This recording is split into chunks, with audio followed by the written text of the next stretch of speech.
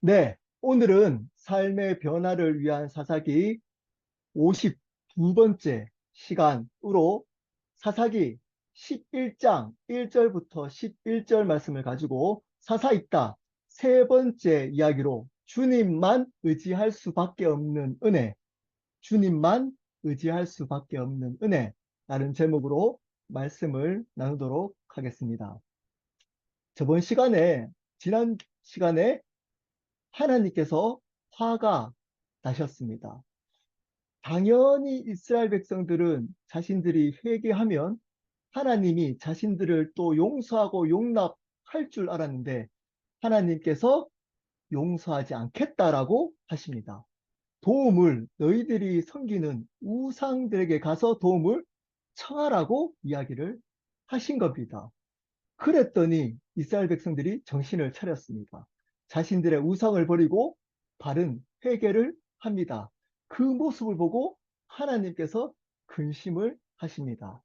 그때에 암몬 자손이 이스라엘을 쳐들어옵니다. 이스라엘의 중심에 있는 길르앗에 진을 칩니다. 근데 길르앗 사람들은 그 중심으로 가지 못하고 두려워서 그 주변에 있는 미스바에 진을 치게 됩니다. 그리고 눈치를 보고 있습니다. 그리고 난 후에 이야기가 오늘 말씀입니다.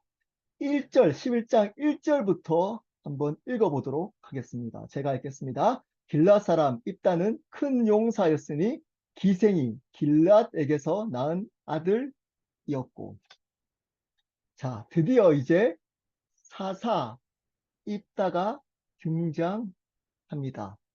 입다라는 이름의 의미는 하나님이 열어주신다는 의미입니다. 하나님이 열어주신다라는 의미입니다. 이 이름도 하나님께서 앞으로 어떻게 행하실지를 보여주고 있습니다. 자, 입다의 출생의 이야기가 나옵니다. 입다는 누구로부터 출생했는지가 나옵니다, 오늘. 기생, 기생이 길르앗에게서 낳은 아들이라는 겁니다. 길르앗 지방에 있는 길르앗이라는 이름을 가진 아버지부터 낳는데 어머니가 기생이었습니다. 여러분, 본초도 아니었습니다. 그렇다고 첩도 아비멜렉처럼 첩의 아들도 아니었습니다. 기생의 아들이었습니다. 사생아였던 겁니다. 출생부터 있다는 불우합니다. 어둡습니다. 평범하지가 않습니다. 자, 근데 그 앞에 이 있다에 대해서 출생에 대해서 소개하는 앞에 이렇게 소개합니다. 길르앗 사람 입다는 큰 용사였으니. 지금 입다는 본초도 아니고 후초도 아니고 기생으로부터 사생아로 태어난 불우한 환경에서 태어났습니다. 근데 그 입다를 소개할 때 어떤 자라고 소개하나요? 큰 용사다라고 소개하고 있습니다. 이거 들어보셨잖아요?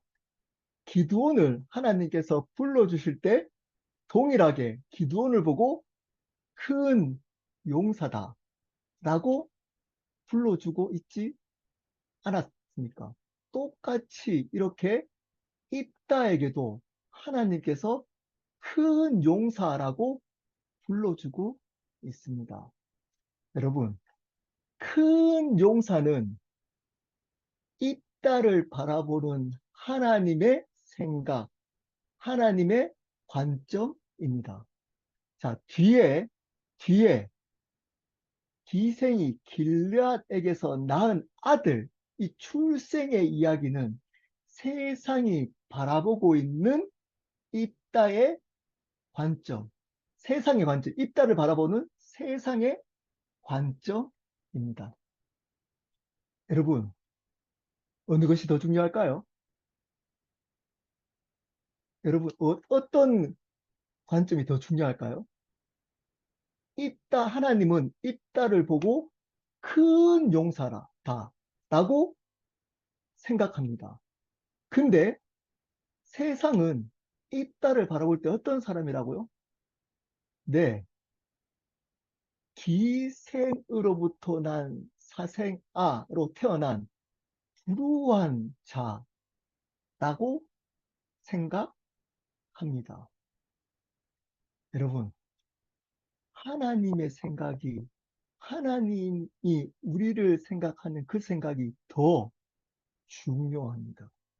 여러분의 삶 속에서도 두 가지의 생각이 있습니다. 하나님이 여러분을 향한 생각이 있습니다. 그리고 세상이 여러분을 바라보는 생각이 있습니다. 오늘 이 입다처럼 사생아로 태어난 불우한 환경에 보잘것없고 연약하고 부족한 삶으로 살아갈지라도 하나님의 생각은 그 세상이 바라보는 생각과 다르다는 겁니다. 여러분, 다릅니다. 하나님은 여러분을 향해서 세상과 다른 그분만이 가지고 있는 놀라운 계획을 가지고 계십니다. 이것을 발견하면서 살아가는 사람이 있고, 여전히 이 세상의 기준을 가지고 하나님의 계획을 발견하지 못한 채 그저 낙심하고 자기 자신 안에서 이 세상이 바라보는 자신의 생각 안에서 이 세상을 살아가는 사람들이 있습니다. 많습니다. 훨씬 더 많습니다. 여러분, 하나님이 우리를 향해서 가지고 있는 위대한 뜻이 있습니다. 놀라운 계획이 있습니다. 이 세상이 여러분을 바라보는 그 생각과 관점 말고 하나님이 가지고 있습니다. 이 생각은 언제 생각을 하신 걸까요? 여러분, 이 생각은 이 길르앗 사람 입다가 큰 용사라는 생각은 하나님이 보고 있다가 입다가 뭔가 잘해가지고 이 큰 용사로 불러주셨을까요? 아닙니다. 창세전에 하나님의 섭리 안에서 입다를 큰 용사로 불러주신 겁니다. 이것을 한자로 뭐라 그럴까요? 은혜라고 합니다. 은혜. 여러분, 하나님은 여러분을 향해서 창세전에 하나님의 시간표 개념과 우리 개념 틀리기 때문에 창세전에 우리를 향한 당신의 뜻이 있고 그 뜻을 당신은 우리에게 이루어 가십니다. 그럼 우리는 어떻게 해야 될까요? 이것을 발견하고 믿으면 되는 겁니다. 그 뜻이 있다는 것을 믿고 그분의 계획을 발견하도록 몸부림치고 그 계획 안에서 삶을 살아가면 되는 겁니다. 믿음으로 삶을 사시면 되는 겁니다. 근데 우리는 자꾸만 세상이 바라보고 있는 우리를 향한 세상의 기준으로 우리를 평가합니다. 우리 자신을. 여러분, 그러시면 안 됩니다. 안 됩니다. 하나님이 입다, 사생아로 태어나서 불우하게 태어난 입다를 향해서 큰 용사라는, 큰 용사를 만들겠다는 그분의 온전하고 완전한 계획이 있듯이 우리에게도 입다 같은 삶일지라도 우리를 향한 완벽하고 온전한 그분의 위대한 계획이 있습니다. 믿으셔야 됩니다. 이것을 붙드셔야 하는 겁니다. 2절입니다. 길르앗의 아내도 그의 아들들을 낳았더라. 그 아내의 아들들이 자라매 입다를 쫓아내며 그에게 이르되 너는 다른 여인의 자식이니 우리 아버지의 집에서 기업을 잊지 못하리라 한지라. 본초도 아들들을 낳았다고 합니다. 아마 같이 자란 것 같습니다. 같이 자라다가 이 본초의 아들들이 입다를 쫓아냅니다. 왜냐하면 아버지의 기업을 조금이나마 더 많이 받기 위함인 겁니다. 그때 당시에 부계 사회였기 때문에 아들들에게 다 재산이 갔습니다. 자, 근데 입다는 사생아로 태어난 것도 서러운데 그것도 자기가 그렇게 태어나고 싶어서 태어났나요? 아닙니다. 아닙니다. 근데 거기에다가 또 아무런 재산 없이 빈털터리로 그 집에서 쫓겨나게 되는 겁니다. 되었습니다. 고난은 이렇게 오잖아요. 안 그래도 힘든데 더 큰 어려움들이 또 오잖아요. 아마 입다가 그곳에 자라면서 아마 눈치 보면서 자랐을 겁니다. 힘들게 살았을 겁니다. 근데 이제는 아예 쫓겨나 버린 겁니다. 소망 없는 삶이 시작됩니다. 입다에게. 완전히 무너진 삶이 시작된 겁니다. 3절입니다. 이에 입다가 그의 형제들을 피하여 돕당에 거주하며 잡류가 그에게 모여와서 그와 함께 출입하였더라. 제가 이 구절을 묵상하는데 왜 울컥했는지 모르겠습니다. 네. 입다가 그의 형제들을 피하여 돕당에 거주합니다. 돕이라는 지역에 거주하는데 누가 왔다고요? 잡류들이 입다에게 몰려왔습니다.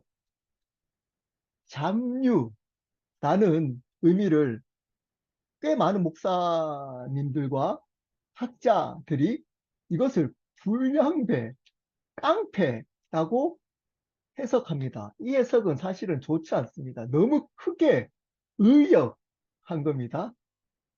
꽤 많은 분들이 이 잡류를 가지고 깡패들, 그래서 입다가 깡패 두목이 되었다. 힘들게 방황하다가 그곳의 깡패들과 함께 깡패 두목이 되었다라고 해석하는 분들이 꽤 있습니다. 저는 그렇게 생각하지 않습니다. 잡류라는 원어적 의미는 아무것도 가지지 않은 자, 아무것도 가지지 않은 자라는 의미입니다. 아무것도 가지지 않은 사람들이 입다에게 몰려들었습니다. 왜 입다에게 몰려들었을까요? 입다도 잡류였기 때문입니다. 입다도 아무것도 가지지 않은 자였기 때문에 자신들을 받아주고 이해해줄 수 있는 사람이라고 여겼기 때문입니다. 그리고 오늘 말씀에 나와 있지 않지만 그럼에도 불구하고 입다가 리더로서 그들에게 존경받을 만한 어떤 모습들이 보여졌습니다. 이 모습은 뒤에 나옵니다. 제가 자세히 말씀을 드리겠습니다. 뒤에 어떤 모습이었는지는 뒤에 나옵니다. 이 입다의 이 영적인 리더십을 보고 자신과 같은 잡류인 입다에게 잡류들이 몰려든 겁니다. 여러분, 아무것도 없는 자가 바로 잡류라는 의미라고 했습니다. 아무것도 없는 자들이 어떤 자들이었을까요? 네, 아마 입다와 같이 가정이 무너지고 많은 자라면서 상처를 받고 무시당하고 또는 지금 내가 할 수 있는 것이 아무것도 없는 고난 가운데, 수치심 가운데 또는 가족들에게 외면받은 그러한 사람들이었을 겁니다. 상처받고 고난 가운데 있으며 그리고 다른 사람들에게 멸시받고 왕따 당했던 그런 사람들이 바로 이 잡류들이었습니다. 그래서 아무것도 할 수 없고 아무것도 가지지 못한 그러한 사람들이 바로 지금 아무것도 가지지 않고 있는 이 입다에게 몰려들었습니다. 마치 다윗이 사울에게 쫓겨서 아둘람 굴에 들어갔더니 거기에서도 누가 모였죠? 이 잡류들이 모였던 거와 같았습니다. 이 다윗은 이 아둘람 이 공동체의 왕이 됨으로 나중에 이스라엘 전체 왕이 되는 시작이 되었습니다. 여러분, 이 입다도 이 잡류들의 리더가 된 겁니다.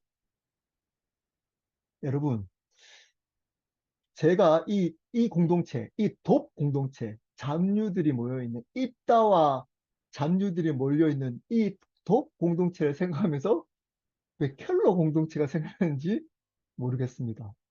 여러분, 어쩌면 이 세상 사람들이 보기에는 이 입다와 그리고 잡류들이 모여있는 이 공동체를 어떻게 평가할까요? 네, 말 그대로 잡류 공동체라고 문제가 많은 공동체. 그리고 그런 사람들이 밝을까요? 밝을까요? 예, 밝기가 쉽지 않습니다. 예, 어두웠을 가능성이 높습니다. 그러한 공동체였습니다. 제 켈로 공동체 안에도 이런 아픔이 있는 분들이 꽤 있습니다. 저부터 그렇습니다. 제가 담임인 저가 바로 잡류였습니다. 지금도 잡류이더라고. 가만히 생각해 보니까 제가 잡류가 아니라고 뭐 이렇게 찾아보니까 여러 가지 이렇게 찾아보니까 아니더라고. 지금도 예, 잡류더라고요. 예수님을 예, 믿기 전에는 저희 아버지가 장애인, 어머니가 알코올 중독자, 비록 돈이 있었지만 돈 다 사기당하니까 거의 밑바닥 삶을 살다가 10년 동안 힘든 시간들을 한국에서 보내다가 조금 나아질 것을 기대하고 미국으로 왔습니다. 미국에서도 15년간 여러 가지 제 나름대로 고난과 어려움들을 당하고 그리고 제가 목사할 수 있을까? 목사가 되기 위해 했는데 40이 넘어서야 신학 시작하고 그리고 40 중반에 켈로그의 담임을 사역을 시작한 겁니다. 못 느끼시겠지만 예, 같이 있으면 저도 잡류입니다.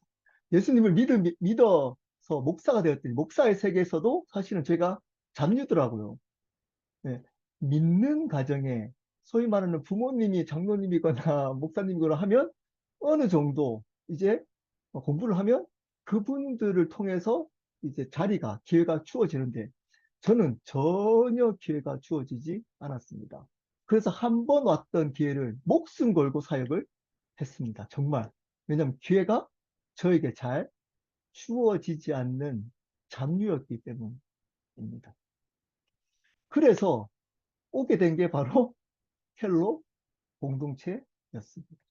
그리고 새로운 삶 분들과 함께하는 공동체였습니다. 네, 거기도 또 다른 공동체잖아요. 근데 거기에 아프고 힘들고 저와 같은 사람들이 몰려오더라고요. 아프고 소외받고 그리고 힘든 시간들을 지나가고 있고 또 지나고 계시는 그런 분들을 만나게 하시더라고요. 그 사람들이 보기에는 아마 켈러 공동체를 보고 어쩌면 오늘 이 입다와 잡류들이 모여 있는 돕 공동체라고 생각할 수도 있습니다. 있습니다. 저를 보고도 그렇게 생각할 수 있습니다. 예. 정리되어 있지 않고 이분들의 삶이 정리되어 있을까요? 그렇지 않습니다. 근데 그 뒤에 어떤 일이 있는지 한번 더 알아보도록 하겠습니다. 4절입니다. 얼마 후에 암몬 자손이 이스라엘을 치려 하니라.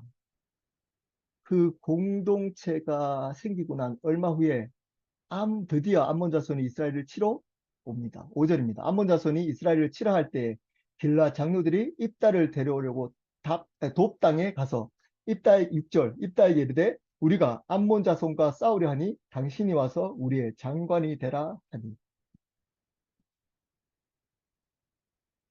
입다를 쫓아냈던 길르앗 지역의 사람들이 길르앗의 암몬 자손이 길르앗을 공격하니까 입다와 이 잡류, 이 공동체에게 도움을 요청합니다. 여러분, 어떤 것을 알 수 있나요? 어떻게 됐다는 걸 알 수 있나요? 네, 이 입다와 함께 했던 독 공동체가 어느 순간 영향력이 커진 겁니다. 큰 힘과 능력이 생긴 겁니다. 그들 안에 아무것도 가지지 않았던 사람들이 모였던 그 공동체에 하나님의 은혜가 부어져서 이 세상, 어쩌면 그 주위에 있는 사람들이 보기에도 이 공동체는 커졌다 라고 생각할 정도로 이 공동체가 커진 겁니다. 커진. 그래서 요청한 겁니다. 세상은 사실 이렇습니다. 네. 어떻을까요? 네. 능력이 있으면 네, 부르는 겁니다. 능력이 없으면 버리는 겁니다. 자기한테 도움이 되면 함께 했다가 도움이 안 되면 버리는 겁니다. 잡류들이 모여 있었던 그 초창기에는 가보니까 사실은 아무런 도움이 안 되는 거죠. 거의 뭐 어둡고 힘들고 그러고 있을 때는 관심이 없었다가 이들이 힘이 생기고 능력이 생기니까 이제 이들과 함께 하려고 합니다. 도움을 요청합니다. 이게 바로 세상입니다. 세상. 세상의 방식입니다. 세상의 방식. 힘이 있으면 그 힘을 이용하고 없으면 버리고 자기의 유익이 되면 함께 했다가 자기의 유익이 되지 않으면 버립니다. 여러분, 이러면 안 되는 겁니다. 우리 그리스도인들이 이러면 안 되는 겁니다. 자, 거기에 대한 입다의 반응을 한번 볼까요? 7절입니다. 입다가 길라 장로들에게 이르되 너희가 전에 나를 미워하여 내 아버지 집에서 쫓아내지 아니하였느냐? 이제 너희가 환난을 당하였다고 어찌하여 내게 왔느냐? 너무 속이 후련하지 않습니까? 복수하는 느낌이 듭니다. 아니, 나를 쫓아낼 때는 언제고, 이제 도움이 필요하다고 와서 이게 도움을 구하느냐. 그냥 읽으면서 그냥, 이게 제 생각입니다. 우리 켈러 교회도 이런 일이 좀 있었으면 좋겠다. 나는, 네, 인간적인 생각입니다. 이런 생각이 들었습니다. 하나님이 우리 켈러 교회 가운데서도 이런 은혜를 좀, 돕 공동체 같은 은혜를 주셨으면 좋겠다라고 기도했습니다. 하나님께서 그렇게 하실 줄 믿습니다. 하나님께서 우리 공동체 안에도 이러한 일이 있을 거라고 믿습니다. 그래서 이야기를 합니다. 분위기가 심상치 않습니다. 거절할 것 같습니다. 그랬더니 8절입니다. 그러므로 길라 장로들이 입다에게 이르되 이제 우리가 당신을 찾아온 곳은 우리와 함께 가서 암몬 자손과 싸우게 하려 함이니 그리하면 당신이 우리 길앗 모든 주민의 머리가 되리라 하니 설득합니다. 어떻게 설득하죠? 암몬 자손과 좀 싸워달라 대신 만약에 싸우면 우리 길르앗 지역의 리더가 되도록 하겠다라고 제안을 합니다. 제안을 합니다. 거기에 9절입니다. 입다가 길라 장로들에게 이르되 너희가 나를 데리고 고향으로 돌아가서 암몬 자손과 싸우게 할 때 만일 여호와께서 그들을 내게 넘겨주시면 내가 과연 너희의 머리가 되겠느냐 하니 한 번 더 컨펌을 받습니다. 너가 분명히 만약에 정말 이거 싸우면 정말 길르앗 자손의 나를 리더로 세워주겠느냐라고 한 번 더 확인합니다. 자, 여기서 중요한 구절 표현 하나가 나옵니다. 볼까요? 만일 여호와께서 그들을 내게 넘겨주시면 여러분 이따가 왜 이 독 공동체, 이따가 리더가 된 이 잡류 공동체가 큰 영향력 있는 공동체가 되었을지가 바로 구절을 통해서 알 수 있습니다. 왜 그랬을까요? 입다는 입다는 하나님만 의지했습니다. 하나님만 더 정확하게 표현하면 하나님만 의지할 수밖에 없었습니다. 지금도 보십시오. 지금 힘이 커졌습니다. 이 길르앗 사람들이 가지고 있는 힘보다, 어쩌면 이스라엘에 있는 힘보다 그 조그만 돕 공동체가 훨씬 더 힘이 커졌습니다. 그런데도, 그러면 우리가 거기 가서 싸우게 되면 이렇게 표현할 수 있습니다. 근데 어떻게 표현하나요? 이 입다가 어떻게 그 공동체를 이끌어왔으며 어떻게 살아왔는지가 이 말 안에, 이 표현 안에 보여집니다. 만일 여호와께서 그들을 내게 넘겨주시면, 이 입다는 하나님의 능력을 의지하면서 삶을 살았던 사람입니다. 실질적으로도. 여러분 다시 한번 입다의 이 삶을 한번 돌이켜 보십시오. 본초도 아니고 후초도 아니고 사생아로 태어났습니다. 그렇게 눈치 보면서 자라다가 본처의 아들들이 아버지의 기업을 더 받겠다는 욕심으로 이 딸을 쫓아냅니다. 아무것도 가지지 않은 채 돕당에 떨어진 그 입다의 삶을 한번 상상해 보십시오. 어땠을까요? 그럼 어땠을까요? 아마 앞이 막막했을 겁니다. 의지할 수 있는 것이 아무것도 없었습니다. 가지고 있는 돈도 없었습니다. 그럼 누구를 의지해야 될까요? 네, 하나님만 의지할 수밖에 없었습니다. 그래서 일단은 하나님만 의지합니다. 그리고 그랬더니 이 하나님이 입다의 이름처럼 입다의 길을 열어 주셨습니다. 하나님만 의지했더니 하나님이 입다의 삶을 열어 주셨습니다. 그 모습을 보고 자신의 처지와 비슷한 사람들이 몰려듭니다. 나도 입다 같은 삶을 살고 싶다. 아니, 어떻게 저렇게 나와 같은 상황이 똑같이 어렵고 힘들고 그리고 보잘것없고 그러한 삶을 나와 똑같이 살았는데, 아니, 저 사람은 어떻게 저렇게 하나님 앞에 회복되어서 살아갈 수 있을까? 살아갈 수 있을까? 라는 마음 때문에 몰려든 겁니다. 이 공동체는 그래서 하나님만 의지했습니다. 하나님만 의지할 수밖에 없었습니다. 왜냐? 아무것도 가지지 못했던 잡류들이었기 때문입니다. 의지할 수 있는 것이 아무것도 없었기 때문입니다.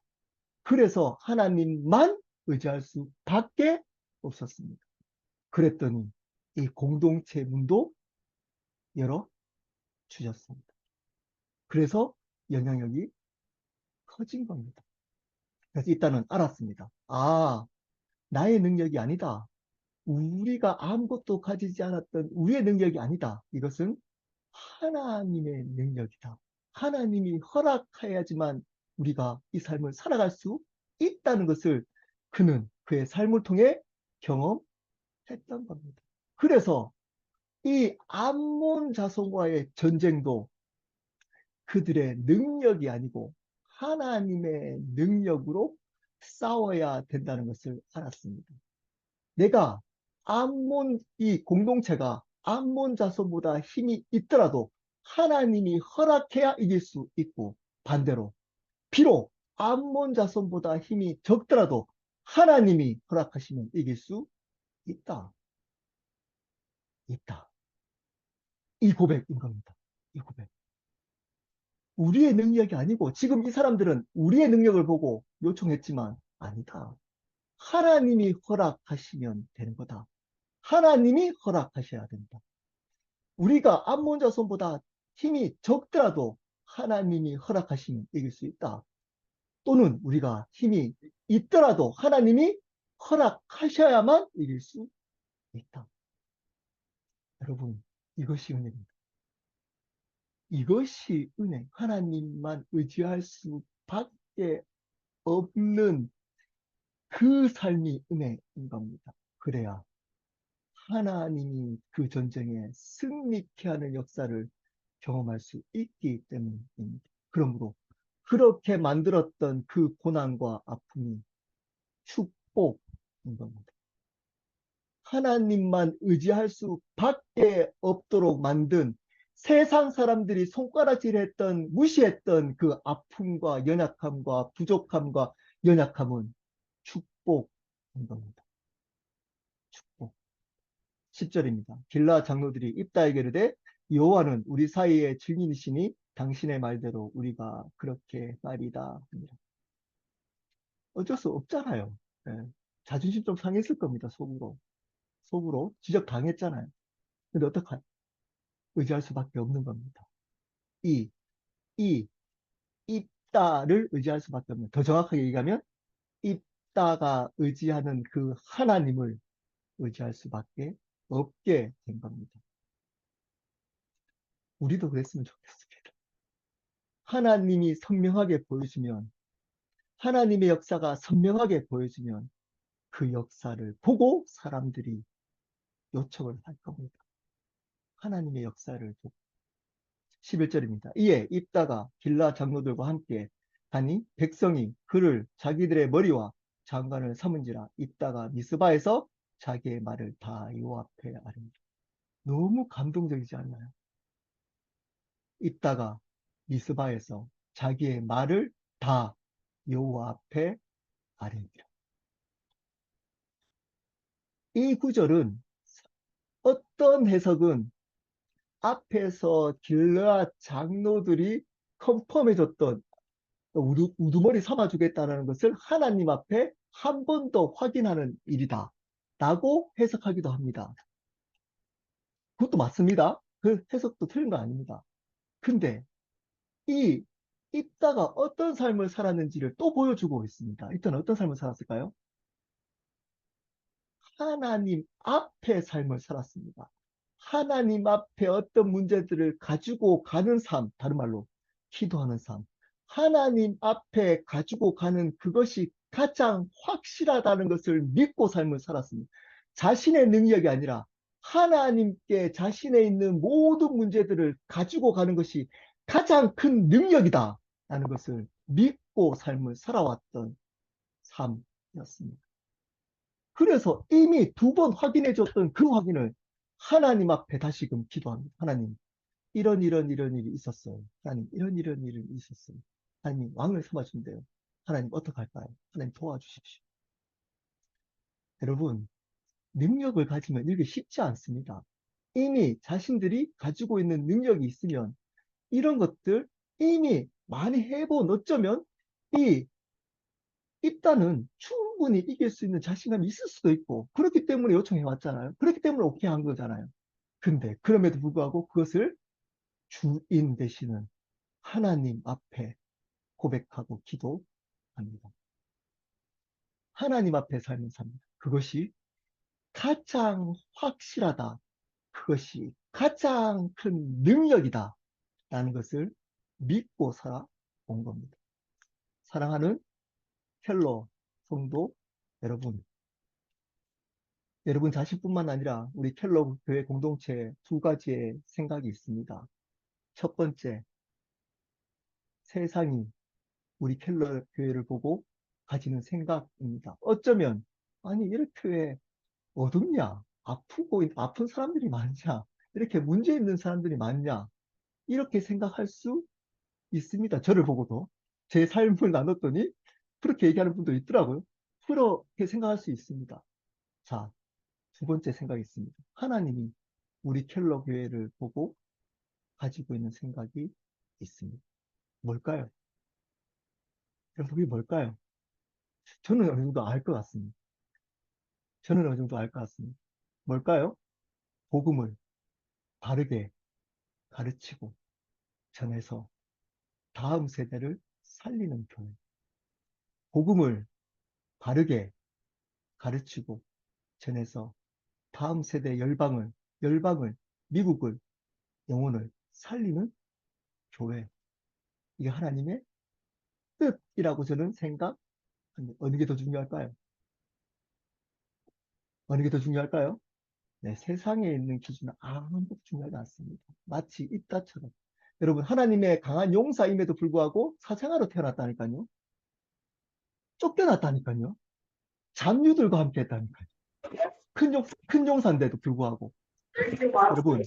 여러분, 그것이 하나님의 계획 안에 있었던 겁니다. 큰 용사로 만들. 여러분, 개인의 삶도 마찬가지입니다. 하나님의 생각이 있습니다. 하나님의 생각. 세상이 여러분을 바라보고, 아니, 뭐, 저러냐?